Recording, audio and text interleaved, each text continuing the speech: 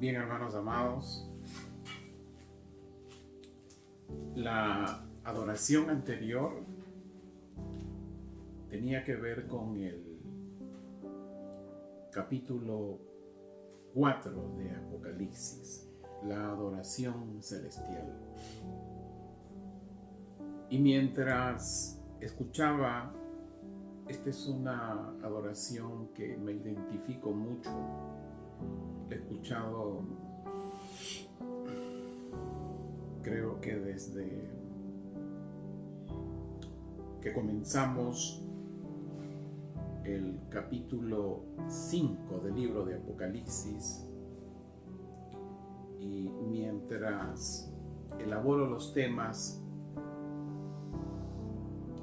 pude conseguir también el fondo instrumental y realmente me toca mucho, más aún en los temas cuando tengo que tratar sobre las trompetas. Bien, hermano amado, bienvenidos también, no me olvido, los hermanos que se han dispuesto, amigos, y siguen, ¿no?, estas predicaciones allí en el YouTube. Benditos los que vienen entonces a este culto. Bienvenido, la Iglesia Apostólica de Restauración aquí en Lima, Perú, les da la bienvenida también. Bueno, casas de restauración, ustedes. Vamos al tema.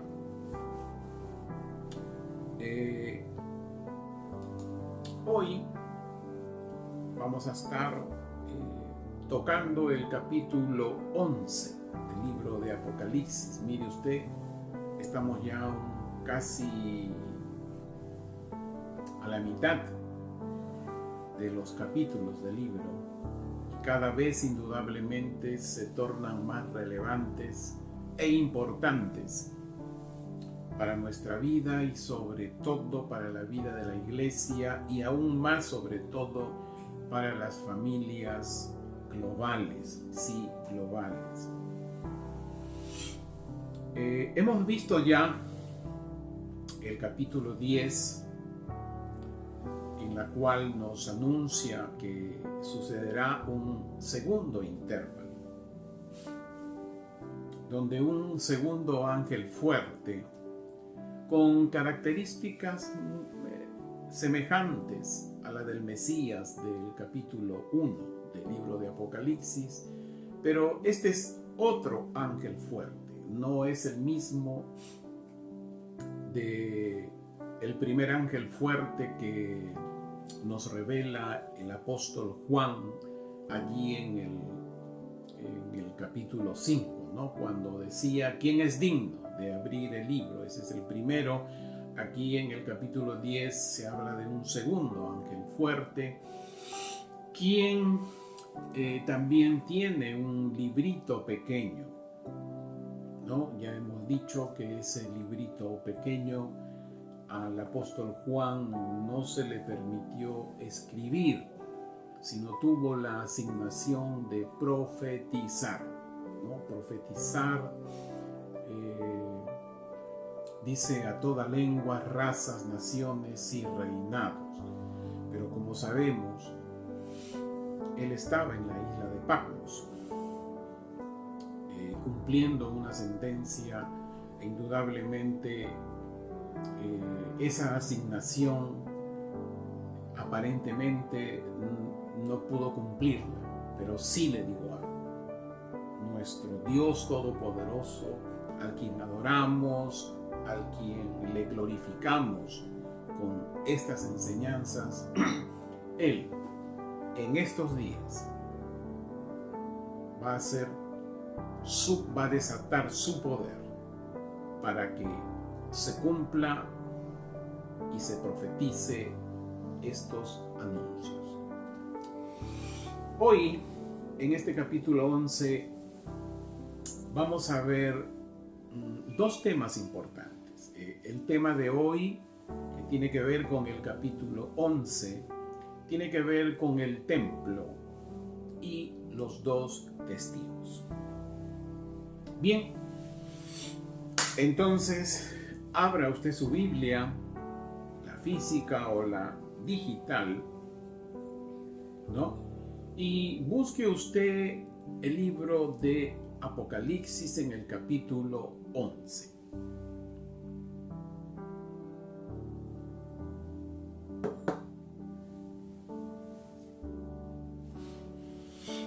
Y vamos a leer los 3 primeros versículos.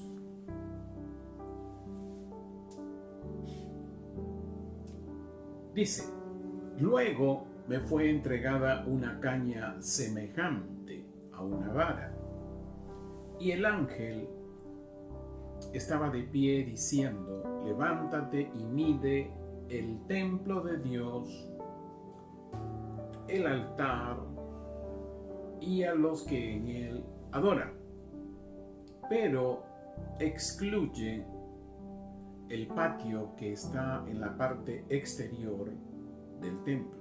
No lo miras, porque ha sido entregado a los gentiles, que hollarán la ciudad santa por 42 meses.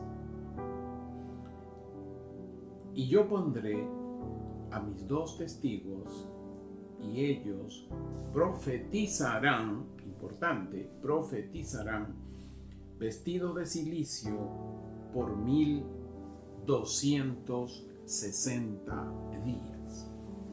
1260 días. Bien. Hay algo, hermanos, que tengo que compartirles, y esto es muy importante que usted lo tenga presente o lo haya tenido presente ya. El libro de Apocalipsis fue escrito alrededor del año 90 después de Cristo, donde Juan, siervo de Dios, apóstol de Jesucristo, tenía 2 conocimientos: la ley y los profetas. Esto es muy importante que usted sepa esto.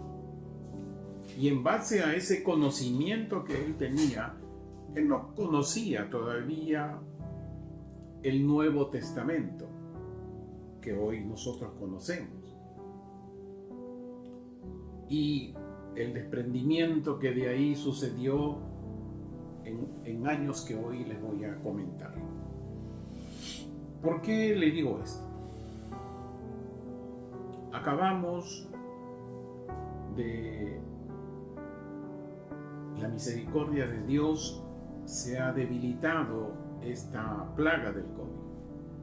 Pero yo le comentaba ya con anticipación, no sabemos lo que viene. Pero ya se anuncian grandes asociaciones de economía mundial, así también estudios económicos internacionales anuncian una hambruna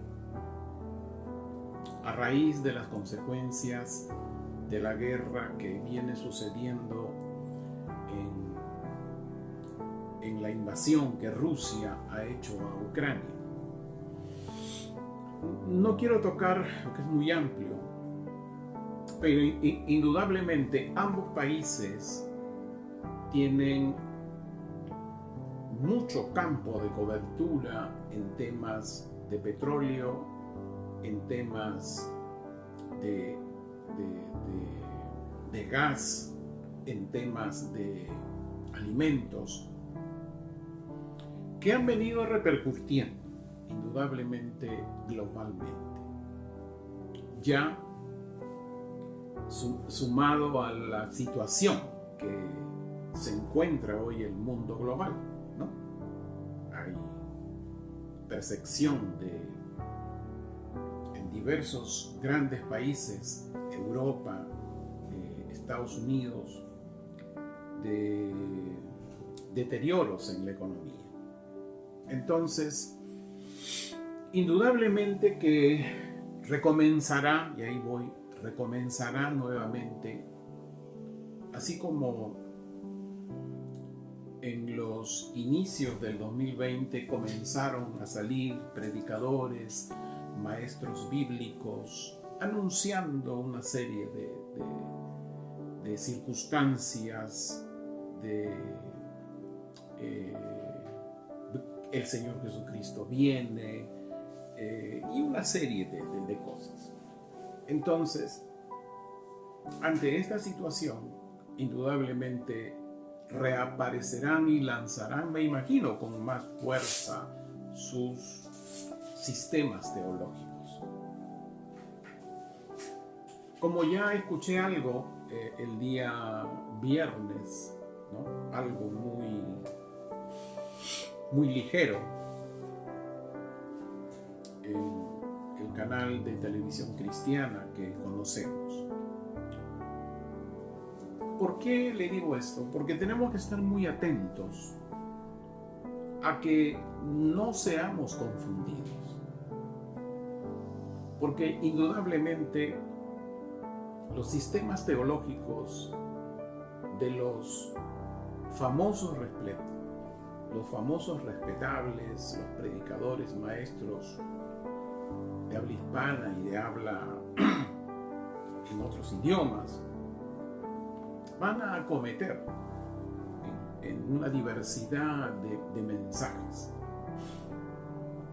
Y es allí que nosotros tenemos que ser muy prudentes y permanecer firmes en lo que hasta ahora nosotros, y no solamente nosotros, porque también hay otros que están haciendo, y muy poquísimos, ¿no?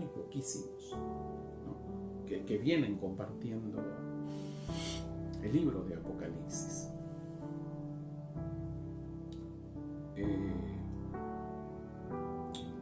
Que debemos estar bastante firmes, ahora más que nunca, para no ser confundidos. ¿Por qué? Porque los mensajes de hoy tienen conceptos, tienen denominaciones y fundamentos que muchos de estos predicadores y maestros aparentemente no se han dado cuenta, pero tienen muchos conceptos católicos. Y usted dirá, ¿por qué no se dan cuenta? Porque así les enseñaron, así les formaron, así fue la tradición, y así hoy, estando con muchos seguidores, con muchas aperturas en radios, televisiones, ¿no? Y en base a lo que ellos mismos van aprendiendo, pero siguen con esa impartición, digamos, que no sé si han dado cuenta, pero le digo algo. Desde que el Señor Jesús llamó a los 12, los llamó apóstoles. Y no tengo ningún versículo hasta Apocalipsis que les haya cambiado el nombre a otro nombre que hoy el catolicismo le dio en su tiempo, y la iglesia evangélica la tomó, y muchos conceptos. Mire usted, y quiero partir de aquí. Cuando el evangelio del reino empieza a extenderse desde Jerusalén hasta los confines de la tierra, hay una ciudad llamada Antioquía. Esta Antioquía se encontraba, y usted dirá, mire usted, le pido al Espíritu Santo que me permita llegar a donde tenemos que llegar para que usted entienda. ¿Por qué se van a venir mensajes con conceptos, fundamentos y denominaciones católicas que la iglesia evangélica aún la usa hoy día? Y usted me preguntará, ¿soy de la iglesia evangélica? Le tengo que decir que no.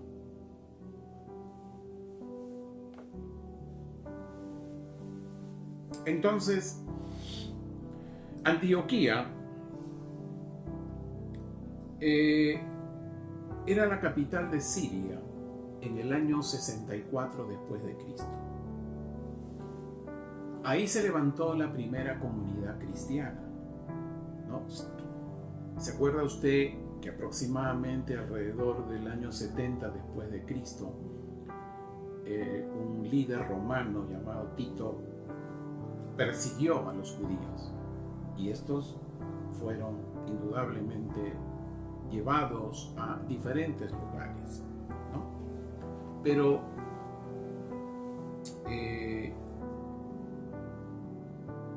a los que habían aceptado al Mesías, a Jesús como el Mesías, ahí en Jerusalén, escuchen bien, se les llamó creyentes.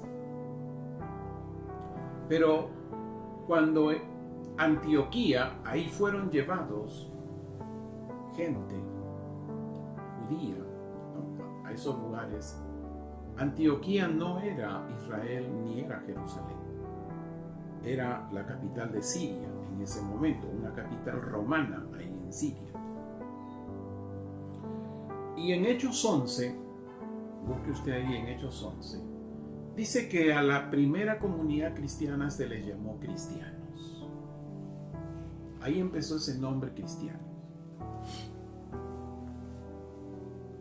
Gente que había aceptado a Jesús como su Mesías fuera de Jerusalén. Ahora mire, la persecución siguió a los judíos. Tanto así que en Antioquía seguramente no quedaron. ¿Qué sucedió?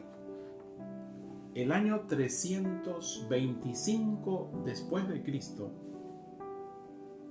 un tal Constantino, ¿no?, ya se imagina usted a dónde voy, proclamó y estableció el cristianismo como la religión oficial. Y el liderazgo fue gentil. Ahí vino el problema. Ese liderazgo gentil, porque ya no habían judíos, habían sido dispersados por el mundo de ese tiempo. Algunos dicen estuvieron en la de Rusia, Europa, ¿no?, alguna parte de África.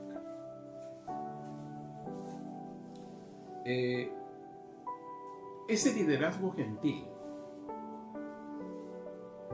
al tomar las escrituras, indudablemente queriendo copiar, mire bien, queriendo copiar a la iglesia de Jerusalén, a los creyentes, empezaron a judaizar, ¿no? A judaizar. El gentil sustituyó al judío, desaparecieron los judíos. Desaparecieron los verdaderos judíos mesiánicos, como Pablo y toda la iglesia creyente de Jerusalén. Y ahí vino la torcedura de la escritura. Desde ahí comenzó.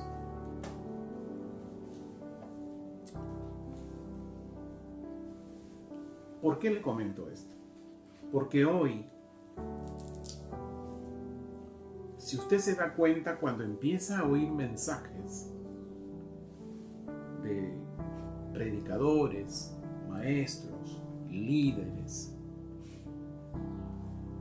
de famosos respetables, toman y les dan nombres a los apóstoles que nunca estuvo escrito en la Biblia, sino que son nombres que nació de ese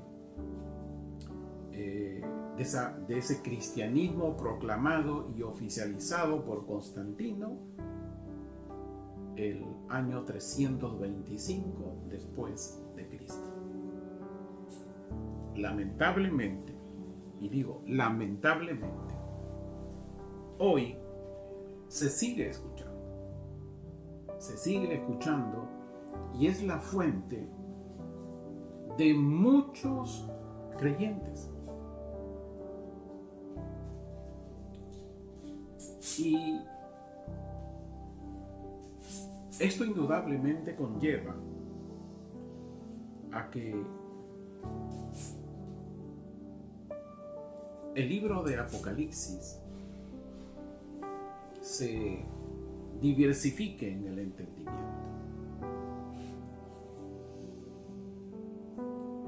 No quiero dar nombre, ya vimos hace poco lo que ocurrió en un video YouTube, un famoso respetable, lo que le sucedió. Y eso es lo que ocurre. Aún la iglesia de hoy no se ha dado cuenta. Le falta investigar más. Lo hacen con buena intención, pero esa buena intención ha confundido y sigue confundiendo. Y esto lo digo con autoridad de conocimiento. Porque cuando uno apertura y enseña el libro de Apocalipsis, tenemos que cerrarle la puerta, si queremos decirle, del 325 después de Cristo en adelante, y solo enmarcarnos en el contexto en el cual el apóstol Juan escribió el libro de Apocalipsis, para que nuestra mente no esté por ahí con conceptos, fundamentos y doctrinas católicas, porque son esas introducidas en la iglesia de hoy. Y de ahí han surgido, de años atrás, líderes, muchos líderes que han surgido siglo XV, XVI, XVII, XVIII y hasta ahora. Por eso tenemos que tener muy presente. Yo le digo, hermano amado, por ejemplo, para yo predicarle a usted, no es suficiente la fuente.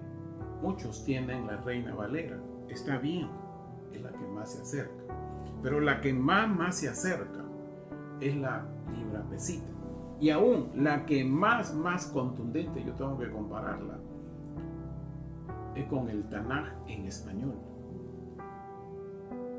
Sí, existe el Antiguo Testamento, el Tanaj, el hebreo en español, y además de otras fuentes propias de ese momento, conocer a Israel, sus conceptos, su historia.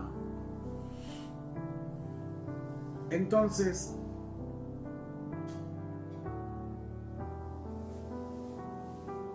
en 1948, escuche bien usted, en que se instala ya Israel como nación, es allí en que comienza el reloj profético de Dios.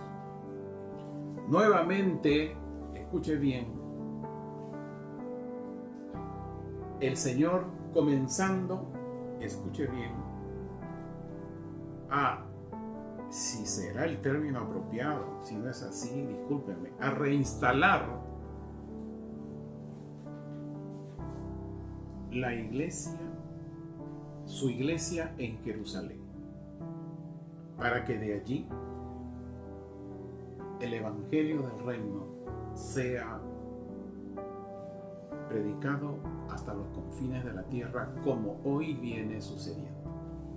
hay poquísimos judíos mesiánicos verdaderos que están trayendo luz en temas que la Iglesia de Occidente le falta aún, escuche bien, le falta aún restaurarse. Después de dicho esto, usted tiene que estar muy atento a lo que hace un momento viene, les he dicho, este tema de un acercamiento ya de 2 meses y medio y más, o antes de un periodo de hambruna. ¿Qué tiempo durará? No sé. Hasta ahora,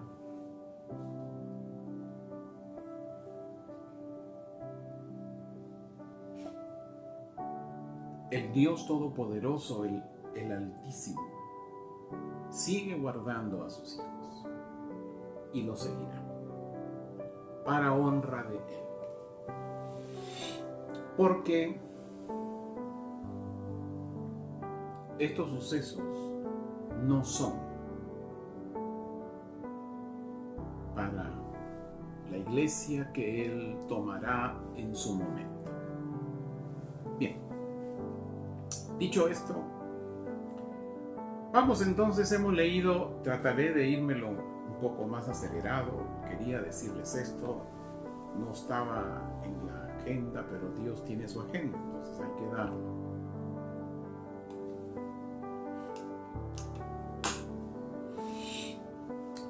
Ya hemos leído Apocalipsis 11, los 3 primeros versículos.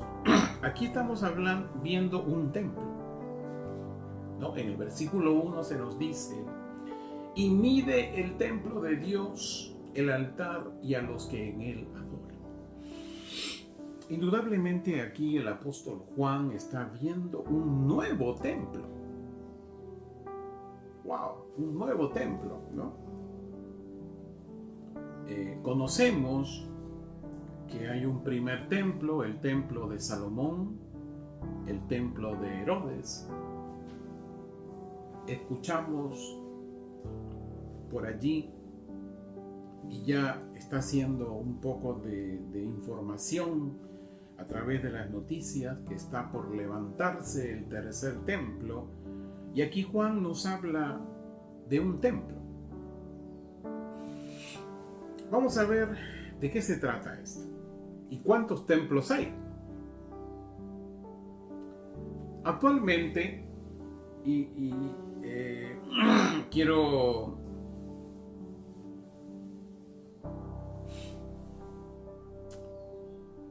mostrarles una imagen, ¿no? Que no es parte de este mensaje, es parte del mensaje, pero no de este párrafo del mensaje. A ver, vamos a compartir. Quiero compartirles aquí. Permítame usted un ratito.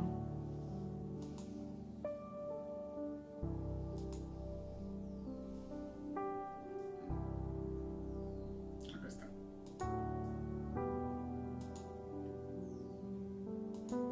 Quiero que usted vea aquí. Lo voy a sacar. Aquí estamos viendo, esta es una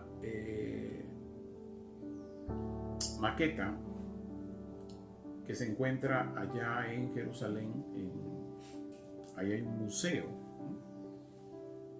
Este es el segundo templo de Herodes, ¿no? Que le llaman así, y este es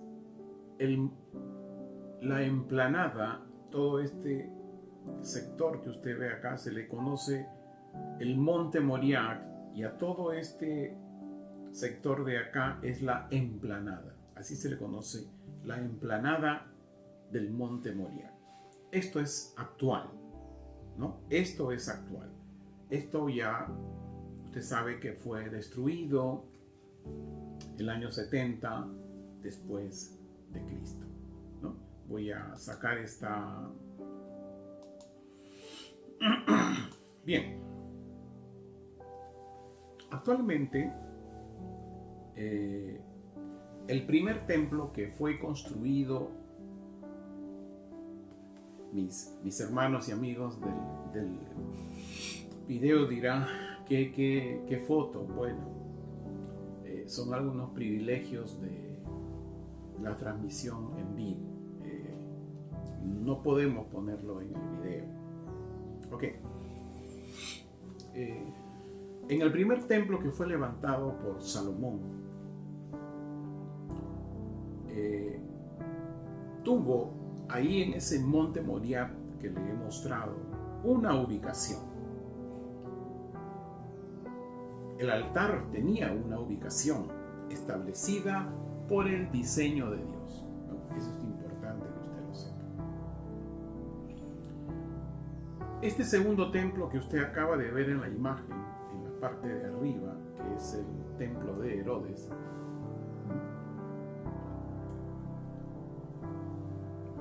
en cuanto a la ubicación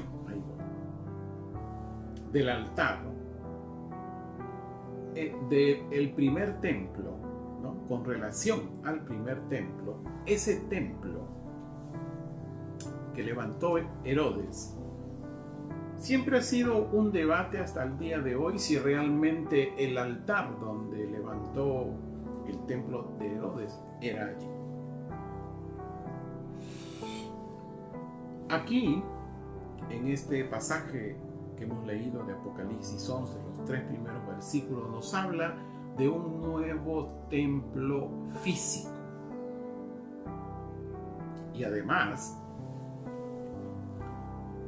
se sabe que por otros pasajes, en ese tercer templo, escuche bien, en ese tercer templo del cual está hablando Juan, en este versículo que leemos, este personaje terrorífico o este anticristo se va a sentar como si fuera Dios, ¿no? Y eso lo dice, tome nota, solo le voy a, como les anticipé, para no demorar mucho, en segunda de Tesalonicenses, capítulo 2, versículos del 3 al 4. Ahí dice que este personaje siniestro se establecerá, dice, en el templo de Dios como Dios. Y también se nos dice que la Biblia, que hará cesar los sacrificios.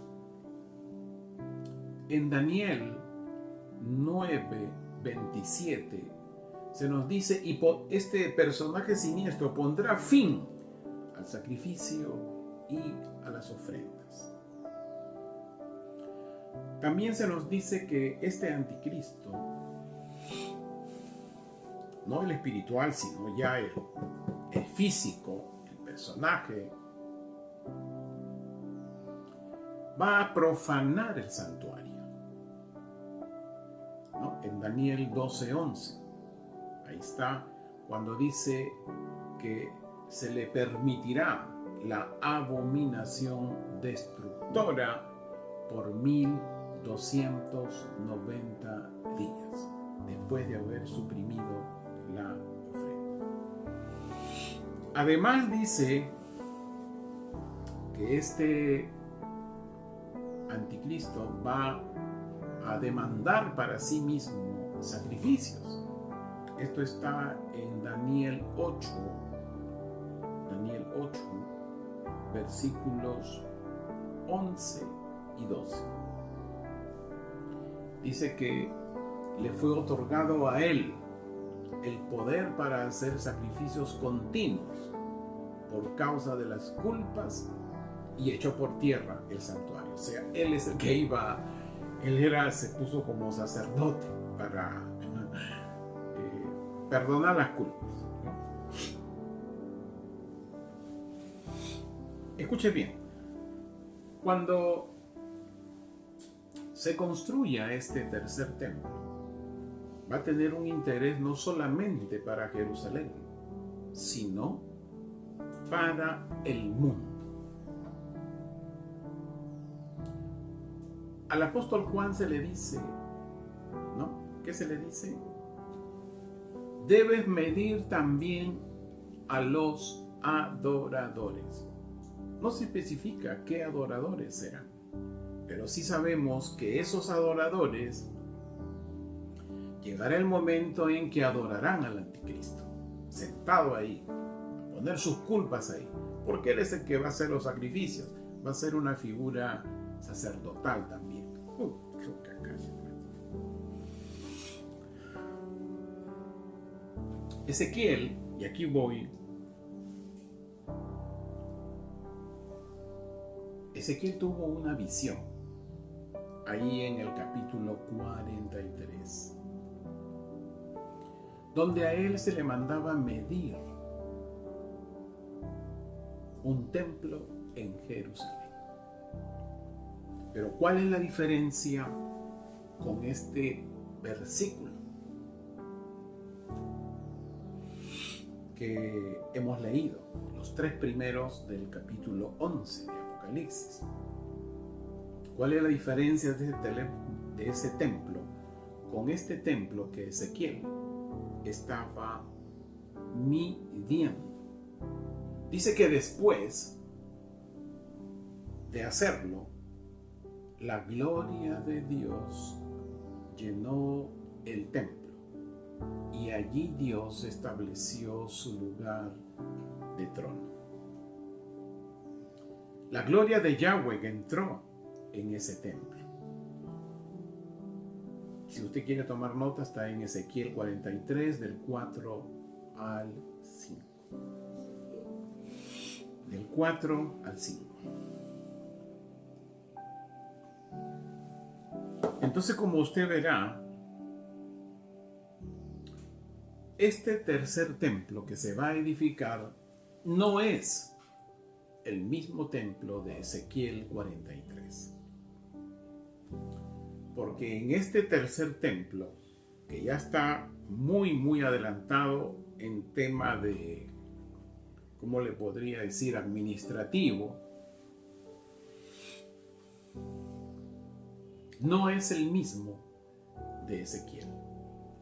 Entonces nos encontramos que hay 4 templos hasta este momento registrados en la historia bíblica.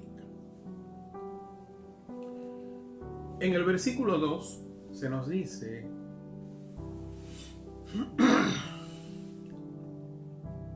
pero excluye en ese templo, en ese tercer templo que se levantará, físico, pero excluye el patio que está en la parte exterior del templo.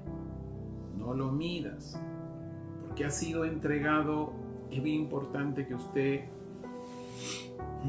tome en cuenta esta frase, porque ha sido entregado a los gentiles. ¿No? Eso no ocurrió en el primer templo, ni ocurrirá en el templo de Ezequiel. Aleluya. Pero en este tercer templo sí ocurrirá.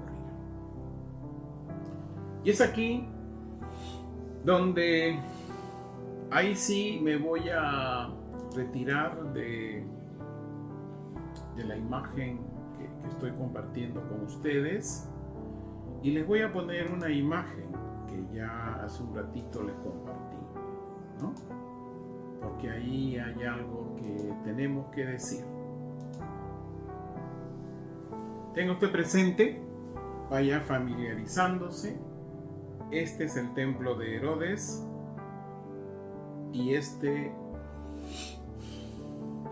aquí está también el monte Moriah. Este templo de Herodes fue levantado en el monte Moriah, y el monte Moriah es así hoy en día, ¿no? Vaya familiarizándose.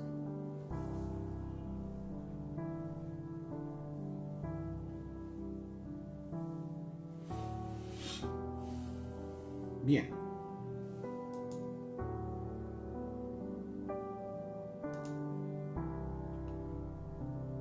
Espero que, hermanos de Casas de Restauración,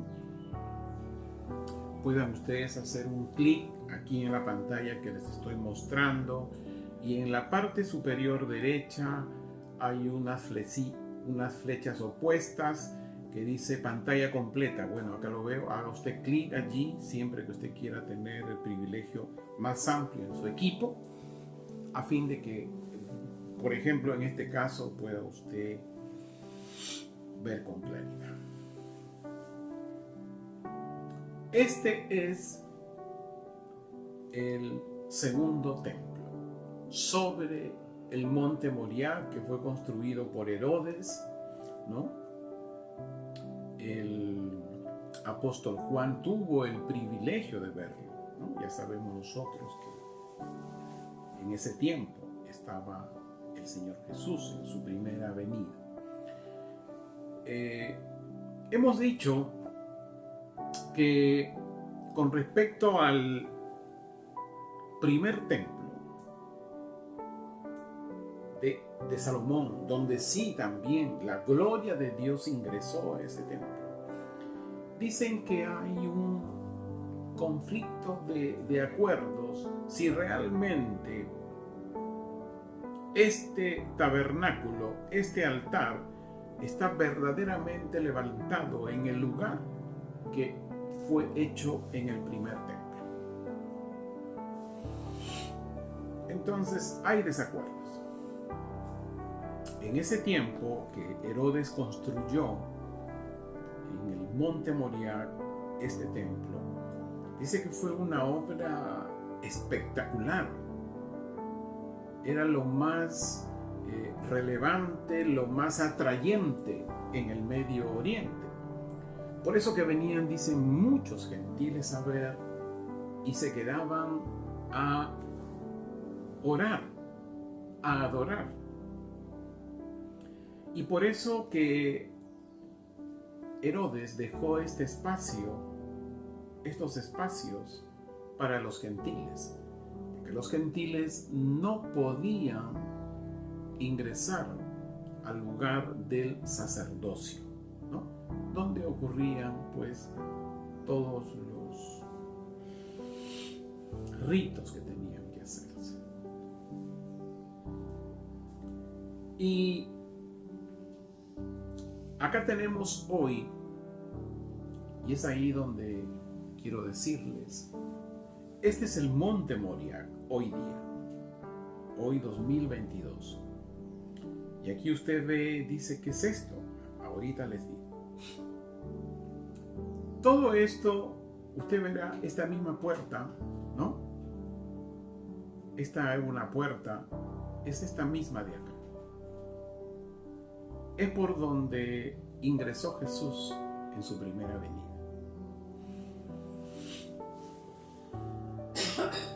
Esta emplanada, escuchen bien, es el lugar más conflictivo hoy, 2022, en el Medio Oriente. El más conflictivo. ¿Por qué?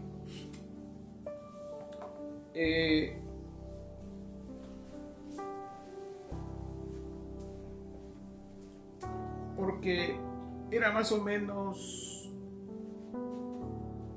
por el año 651 después de Cristo, en que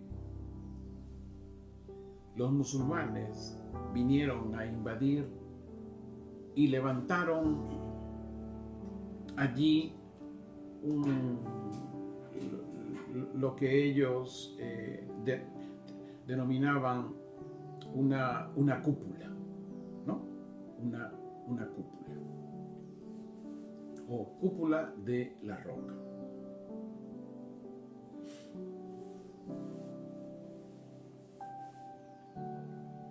O cúpula de la roca.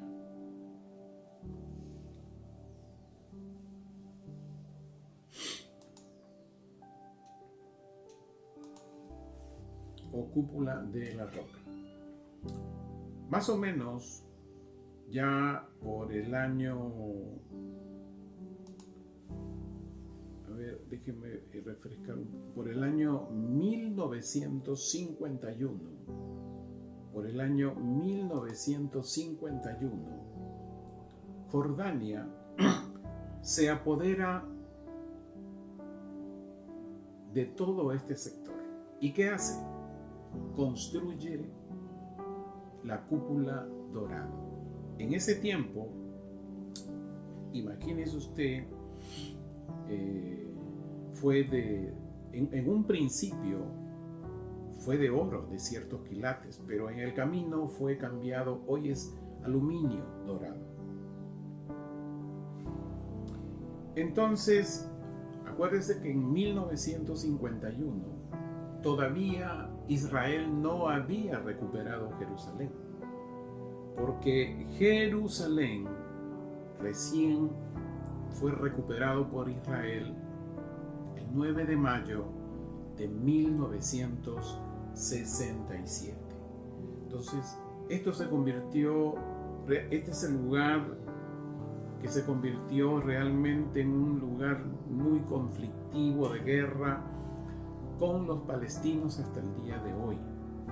El día de hoy es administrado por Israel toda esta zona, pero se les es permitido a los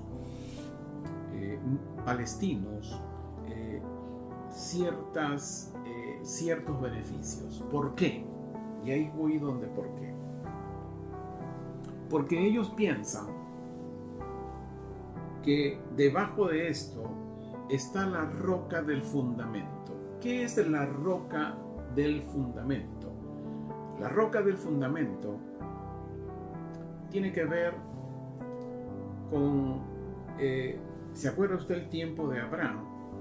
Nosotros sabemos que Abraham presentó al Dios Todopoderoso a su hijo Isaac. Pero los musulmanes, escuche bien, los musulmanes defienden que allí Abraham no presentó a Isaac, sino a Ismael, ¿no? Que fue el otro hijo que tuvo Abraham con quien le servía a ellos. Entonces, espero que me esté entendiendo. Esto es muy importante que usted lo sepa. ¿Por qué suceden hoy estas cosas? Entonces, en base a eso fue que los musulmanes toman cierta y alegan que este es el lugar donde Abraham presentó a Ismael. Y se basan, dice, en el Corán, en su famoso profeta Mahoma. Pero lo que no sabe la gente, y aquí usted tome nota, se va a enterar, es que el Corán aparece más o menos el 630 y tantos aproximadamente, se escribe recién el Corán. Y mire usted, algo que usted no sabía, Mahoma había crecido en una ciudad musulmana y él era analfabeto. No sé si usted sabía eso. Era analfabeto. Entonces, cuando él escribió el Corán, según su experiencia que él tuvo celestial, ¿qué celestial habrá sido? Encomendó a otro que le escribiera. Y le comento esto para que usted, es bueno saber la historia para poder entender este futuro. Después de dicho esto, vuelvo a la página. Espero que no se me complique, porque lo complicado va a venir después. Pero esto es importante, hermanos. Una vez que esté el video, vuelva usted a escucharlo. Es bueno aprender, es bueno conocer la historia para que tengamos el fundamento de cómo entender el libro de Apocalipsis Y no solo el libro de Apocalipsis, sino el Antiguo y el Nuevo Testamento. Porque esto sí, usted tiene que tener bien claro que la ley y los profetas apuntan al Mesías. Entonces ahora vemos en el versículo 2 que también dice que hollarán la ciudad santa por 42 meses. ¿Quiénes? Los gentiles. Hermano amado, Dios no se ha olvidado de su pueblo. No. Dios no se ha olvidado de su pueblo.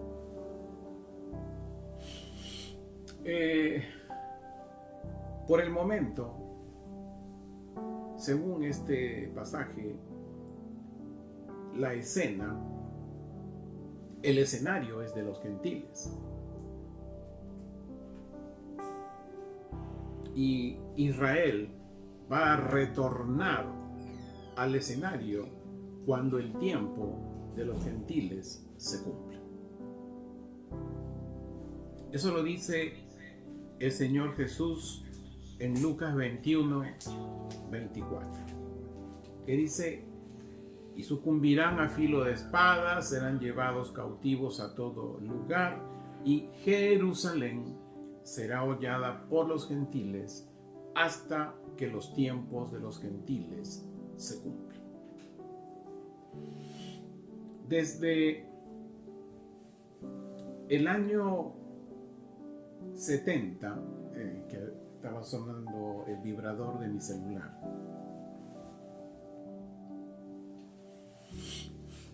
desde el año 70 después de Cristo, sabemos que los romanos destruyeron Jerusalén. Y con el templo destruido, el pueblo judío inició lo que hoy sabemos la diáspora. Cuando Israel fue constituida como nación el año 14 de mayo de 1948, aún no tenía dominio sobre la ciudad de Jerusalén y mucho menos sobre el monte del templo, sobre el monte Moriah que hace un momento les he comentado.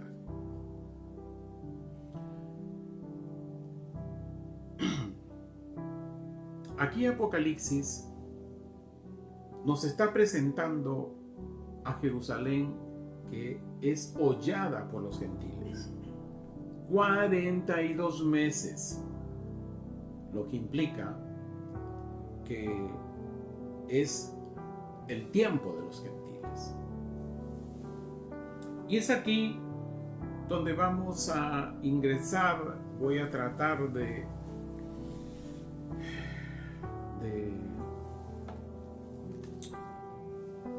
pido al Espíritu Santo, porque hoy la clase se necesita mucho, o esta enseñanza, mucha sabiduría de Dios, no la humana, hermano, sabiduría de Dios, para poder entender estos temas.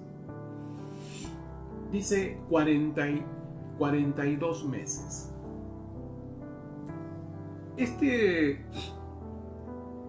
periodo de tiempo se repite en la Biblia en diversos momentos. Tome nota. En Apocalipsis 11:2, tome nota nomás. En Apocalipsis 11:3. En Apocalipsis 12:6. Apocalipsis 12:4. Y Apocalipsis 13:5. Indudablemente que no en todos dice 42 meses, pero en Daniel 9:27, cuando aparece este personaje siniestro, dice a la mitad de la semana, es decir, de los 3 años y medio, dice, escuche bien, oídos muy atentos, los espirituales, dice que hará pactos, ¿no? Vamos a leer 9:27. Es muy importante que usted ¿Dónde lo tengo? Ya. Daniel 9:27 dice: Él confirmará, se está refiriendo al anticristo. Él confirmará, claro, leer el contexto, ojalá el Señor nos permita un tiempo poder enseñarles, no sé si un seminario, no sé, sobre el libro de Daniel. Daniel 9:27. Él confirmará un pacto, escuche bien esa palabra pacto, con muchos durante una semana y la mitad de una semana, y pondrá fin al sacrificio y a las ofrendas. Y ahí sigue más. Entonces, dice pues el libro de Daniel en este pasaje que este personaje siniestro hará pactos con todos, pero que cambiará drásticamente a la mitad de la semana, es decir, a los 3 años y medio posteriores. Ahora, escuche bien. Seguramente que este periodo de 42 meses y los 1260 días que habla el versículo 1 y 2, en los cuales, escuche bien, el tercer templo ya debería estar funcionando, debemos asociarlo que durante la primera semana, es decir, durante los 3 años y medio, ¿no?, este tercer templo será levantado al comienzo del periodo por alguno de los pactos que el anticristo hará. Porque dice Daniel 9:27 es que hará pacto con muchos. Si hoy este tercer templo físico que ya está, he podido ver un documental que me enviaron. Hay un instituto de Jerusalén que indudablemente, como una vez les enseñé, está regentado por los judíos ortodoxos o religiosos ortodoxos que practican el judaísmo, ¿no? Tienen ya todos los diseños. Entonces uno dice, ¿y qué están esperando? Esto: hacer pacto con el anticristo. Quiere decir que en muy breves años, yo ya les di los años, el anticristo tiene que aparecer primero, el físico, para que hacer pacto con hoy muchos. Uno de los pactos es que le va a permitir a Israel levantar el tercer templo ahí en el monte Moriah, junto a la cúpula, probablemente. Está usted recibiendo información nueva, hermano, que usted nunca le ha escuchado. Entonces,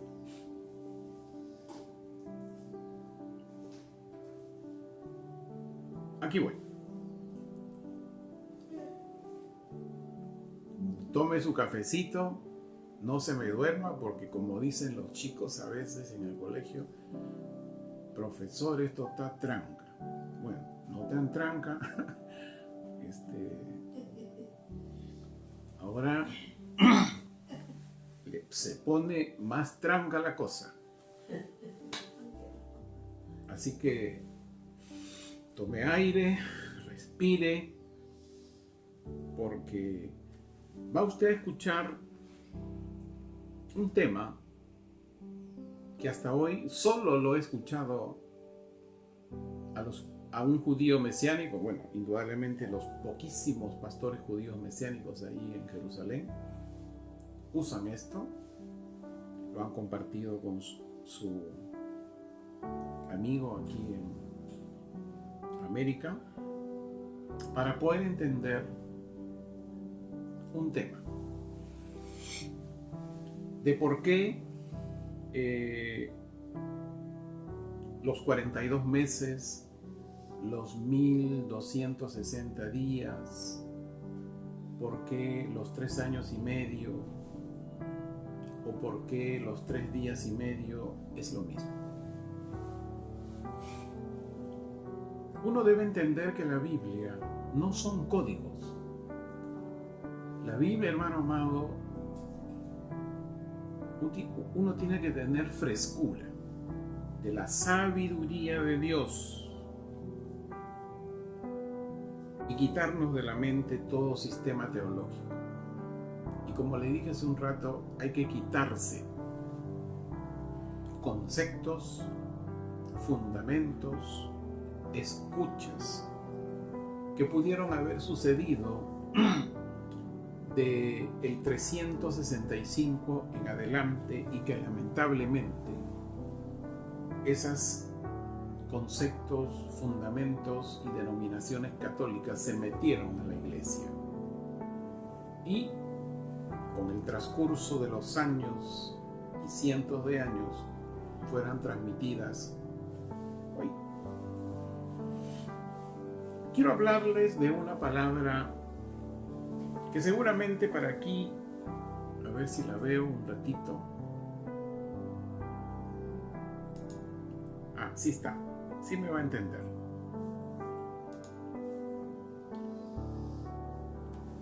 Nuestra hermana doctora sí me va a entender. Hay una palabra quiasma. En el griego significa que algo que se dispone en forma cruzada. Voy a tratar de explicarlo lo mejor que pueda, y no es que voy a hablar chino, sino voy a hablar algo para poder entender, ¿no? En la biología, esta palabra quiasma se nombra cuando ciertas estructuras orgánicas se cruzan, ¿no? Por ejemplo, estaba pensando, Señor, dame una manera cómo enseñarles. Por ejemplo, mire usted mi imagen, ¿no? Usted tiene mi imagen, pero yo estoy acá en vivo, o sea, mi cuerpo acá, pero usted tiene mi imagen. Si yo me volteara en este lado, ¿no? Me ve de perfil. Usted inmediatamente, ¿qué pensaría? Que esta es mi oreja, ¿qué? Izquierda, ¿no es cierto? Pero si yo me volteo, es mi oreja derecha. Ahí hay un quiasma. Espero que esté entendiendo. Lo mismo ocurre con las palabras. Es prácticamente un espejo que invierte la imagen de lo que se quiere decir cuando surge una idea que quiere conectarse con su reflejo. Y aquí quiero mostrarles otra figura, y rápidamente nomás, no quiero, no se me vaya a marear, así que atento, ya les he dicho cómo hacer clic. Hermanos de YouTube, es un privilegio de las transmisiones en vivo. Acá está.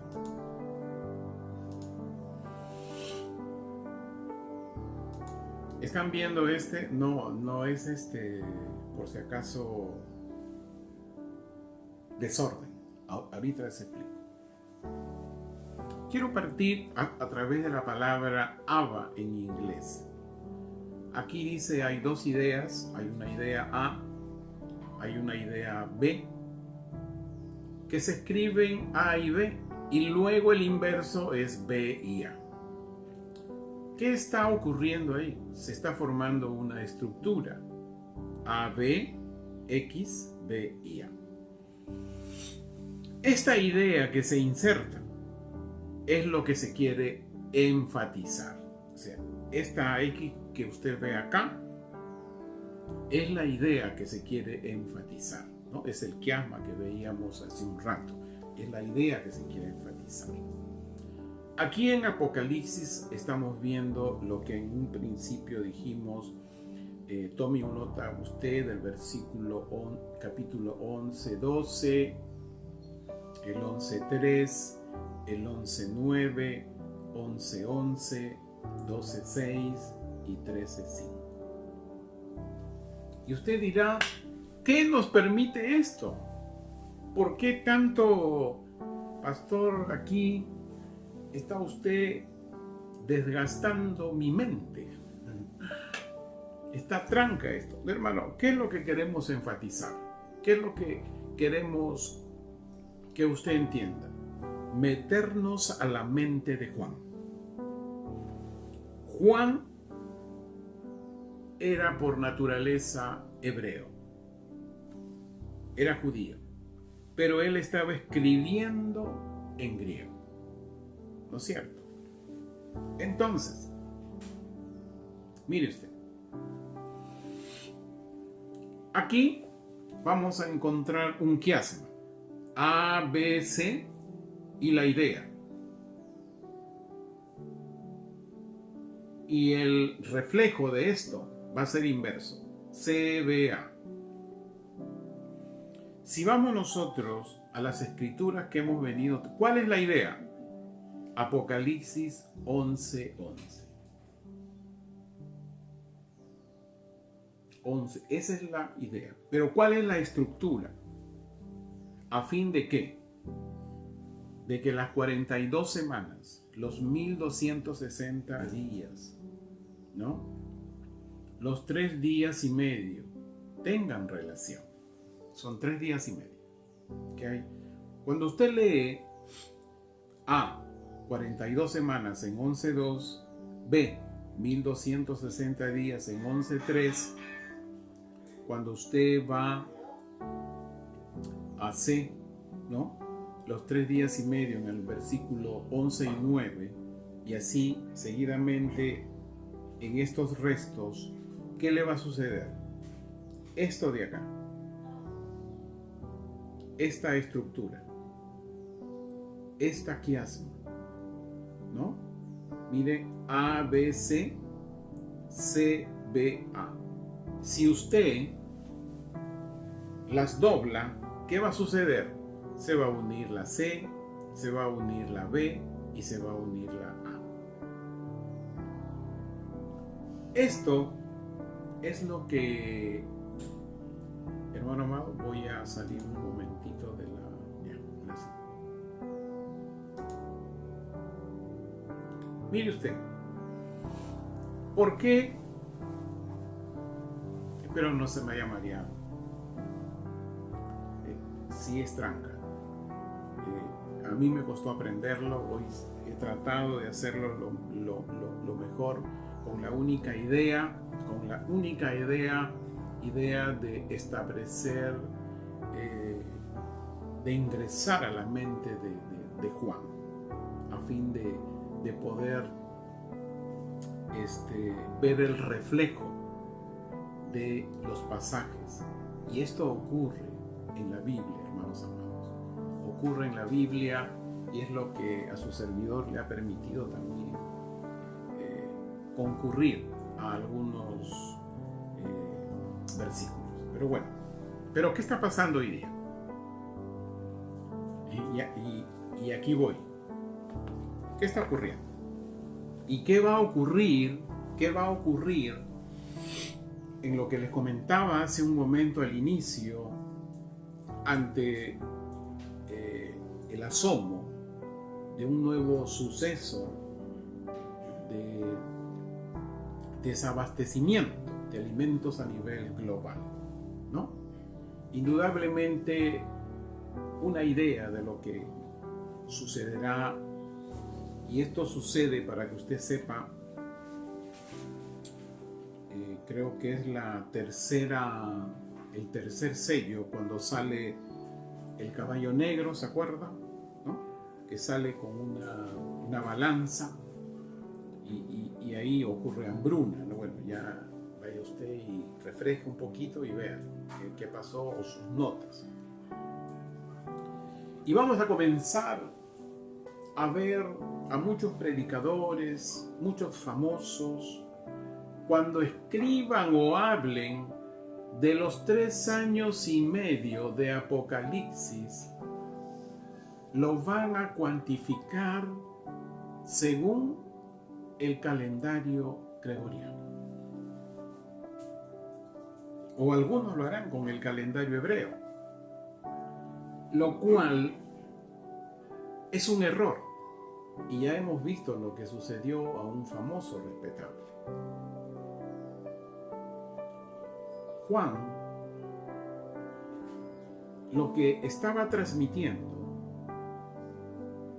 era escribiendo en griego, pero estaba considerando, escuche bien, estaba considerando las temporadas que ocurren en Israel o las temporadas hebreas. Mire, hoy están cuantificando, pero en error, pues, y les voy a decir por qué. El calendario, actualmente, el calendario anual hebreo, el actual, tiene 11 días menos que el calendario anual gregoriano, por ejemplo. Además, el calendario anual hebreo, escuche bien, cada 7 años hay un año que tiene 13 meses. Ahí les doy una notita. El calendario hebreo fue concluido el año 359 después de Cristo. Este comenzaba desde Génesis hasta el día de hoy. Y según el calendario hebreo, ellos están en el año 5782. El calendario gregoriano fue establecido en 1582 por un tal católico gregoriano. Y hoy estamos en el año 2022, ¿cierto? Ok.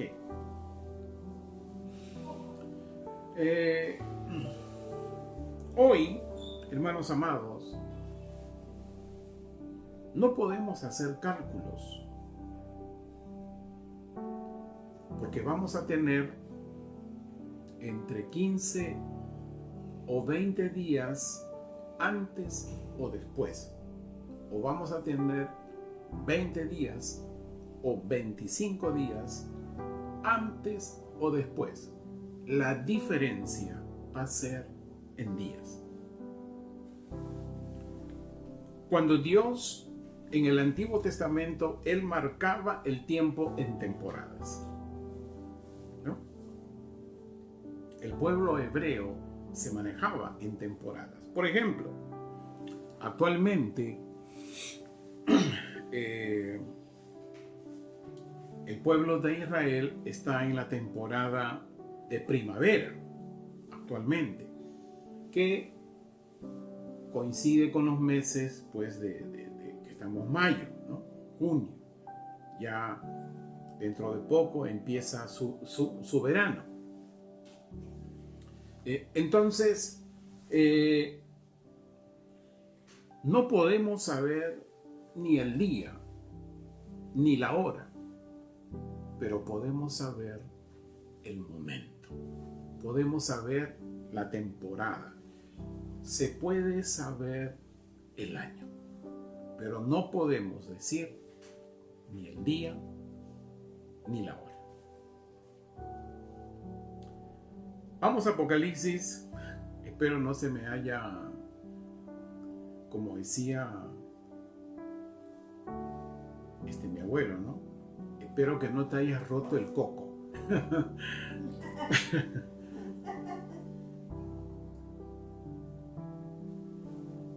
rómpete el coco, no sé cómo era el tema, pero algo tenía que ver con el coco.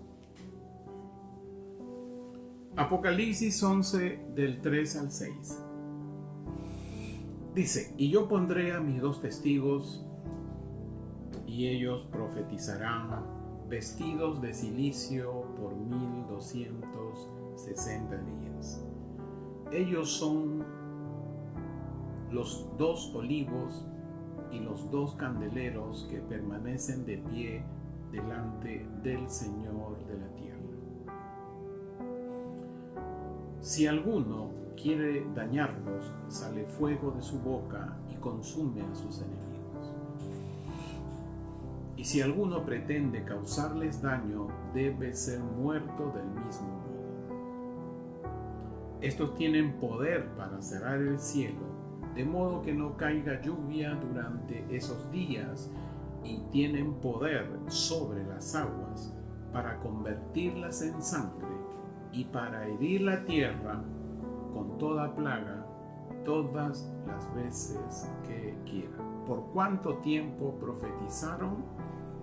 1260 días. No vaya a su calculadora, no va a poder hallar. Ahí va a haber diferencias de días, indudablemente. Aquí estamos viendo unas características sobrenaturales sobre la vida de estos 2 testigos. Indudable que tenían que tener mucho poder, y no solamente poder de profetizar, sino tener el poder sobre la naturaleza. ¿Por qué? Recuerde que el escenario de ellos es en el gran juicio de Dios, cuando ya los verdaderos creyentes fueron tomados y quedó el resto de la humanidad, ¿no? Por lo tanto, acuérdese lo que hemos dicho, era un tiempo de caos, homicidios, asesinatos, unas corrupciones inimaginables. Y no crea usted como esas películas apocalípticas, gente marcada. No, hermano amado. Van a tener corbata, van a tener sus zapatillas y todo lo demás que se puede ver en estos días, ¿no? Así. Pero el Espíritu Santo ya no está movilizándose por la tierra. La misericordia de Dios se acabó. Y estos 2 testigos tenían que tener ese poder sobrenatural de hacer descender fuego del cielo, imagínense usted, y de desatar plagas durante 1260 días. Imagínense usted el primer día que llegaron. Si no hubieran tenido eso, si no tuvieran esos poderes, pues los matan al día siguiente. Yo me imagino que en esos días ellos desataban, profetizaban y desataban esos poderes. Y acá hay algo importante. Aquí el Señor Jesucristo dice, y yo pondré a mis 2 testigos. Acá hay un tema muy importante, que Dios no se puede apartar de la ley. Vamos a Deuteronomio 19:15. Deuteronomio 19:15. ¿Qué dice? Escuche bien. No habrá solo un testigo contra alguien por cualquier transgresión o pecado en cualquier falta que haya cometido. Por palabra de 2 o 3 testigos será confirmada un asunto, un juicio. ¿Qué Dios nos está revelando aquí?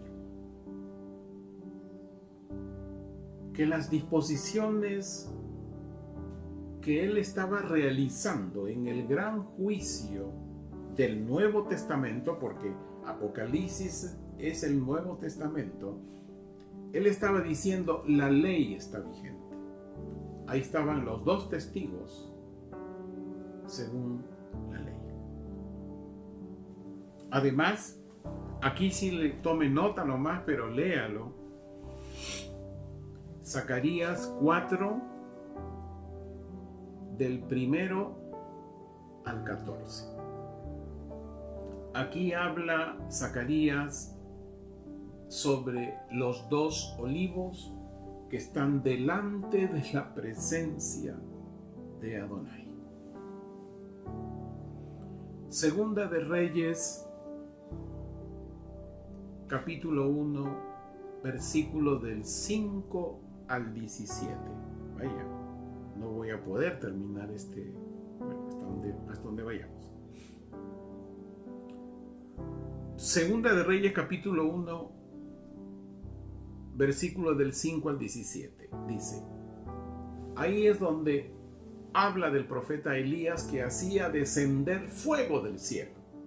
Indudablemente, en una tierra en caos, de crisis moral, súper gran crisis, algo caótico, estos dos testigos tenían que tener poderes sobrenaturales, no solamente espirituales, sino naturales, de mover, de conmocionar a la naturaleza.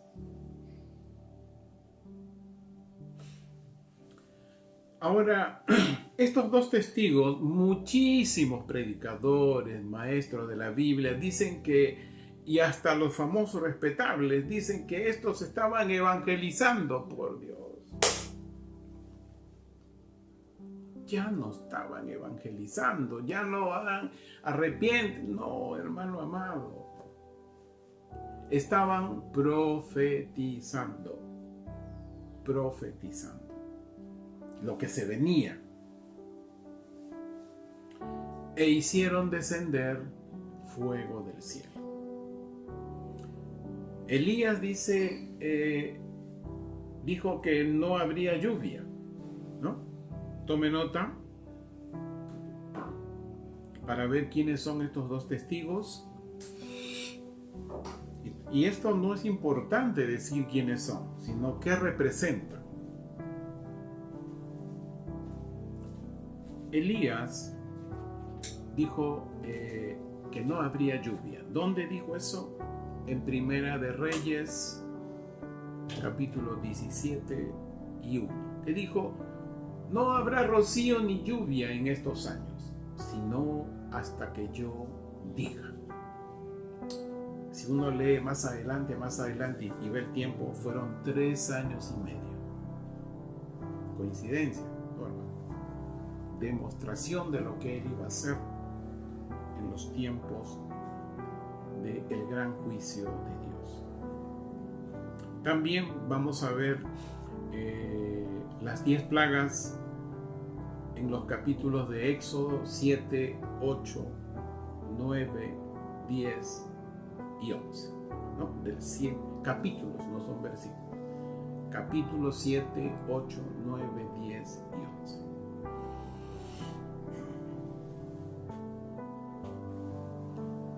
¿Quién nos confirma o cómo se confirma que son Moisés y Elías? Porque hay algunos estudiosos, teólogos, maestros bíblicos, dicen, ese no, es Jeremías, porque Moisés murió. Sí, Moisés murió. Hubo ahí un enfrentamiento con el ángel Miguel, el defensor del pueblo de Israel. El libro de Daniel también se mostró como el defensor del pueblo de Israel. Pero nunca se encontró dónde estuvo su sepulcro. Dios es muy sabio, porque si no el judaísmo de hoy corriendo iría, sabe Dios, a hacer o a qué no hacer. Pero Dios es Dios y Él sabe lo que hace. ¿Y cómo se confirma que son Moisés y Elías? Miren, vamos a Mateo 17, del versículo 1 al 13. Léalo usted todo. Solamente voy a leerla. Es muy importante que lo lea todo para que entienda usted el contexto. Ahí Jesús se transfiguró ante sus discípulos. Dice que su rostro resplandeció como el sol y sus vestidos se tornaron blancos, dice, como la luz. Y apareció Moisés y apareció Elías y conversaban con él. ¿Cuál es el significado? Y ahí voy. De que realmente es Moisés y de que realmente es Elías. Y de que estén juntos con el Mesías. Miren, tome nota, ahí voy a hacer pausado. ¿Cuál es el significado de que son Moisés, de que es Elías y de que estén juntos ahí en esa transfiguración que hizo el Señor Jesús? Número 1, mostrar la unidad de la palabra de Dios. La unidad de la palabra de Dios. Todavía no, ahorita les digo. Número 2, Elías es el mayor de todos los profetas. Eso lo sabemos. Moisés. Número 3, Moisés es el líder de la ley, de la Torá. La ley y los profetas apuntan al Mesías. En los términos modernos, si hoy queremos hablar en los términos modernos, los dos principales del Antiguo Testamento, Moisés y Elías, y el representante del Nuevo Testamento, el Mesías, Jesús. Hoy, escucha bien, hermano amado, usted también ahí del YouTube, hay muchos predicadores, hay muchos maestros bíblicos, hay muchos famosos, respetables, que enseñan devocionales, comparten una serie de temas, pero la ley y los profetas han desaparecido en sus mensajes. No están. Ahora vemos que el Nuevo Testamento tiene mucha importancia siempre y cuando la ley y los profetas se tomen en cuenta. El diálogo, escuche bien, el diálogo de Moisés, el diálogo de Elías, nos da a los tres representantes de la palabra en unidad. Y ahí voy. Por mucho tiempo la gente se ha preguntado, ¿y cuál es el testimonio de la palabra de Dios? ¿Cómo es que la palabra de Dios tiene testimonio? En los tres representantes: la ley, la profecía y el Mesías. Esto es lo que da testimonio a la palabra de Dios. Con ustedes, mis hermanos del YouTube, que Dios les bendiga, que Dios les guarde y que realmente resplandezca cada día en cada uno de ustedes y les añada la vida de Él. Muchas bendiciones para ustedes. Con ustedes, mis hermanos amados.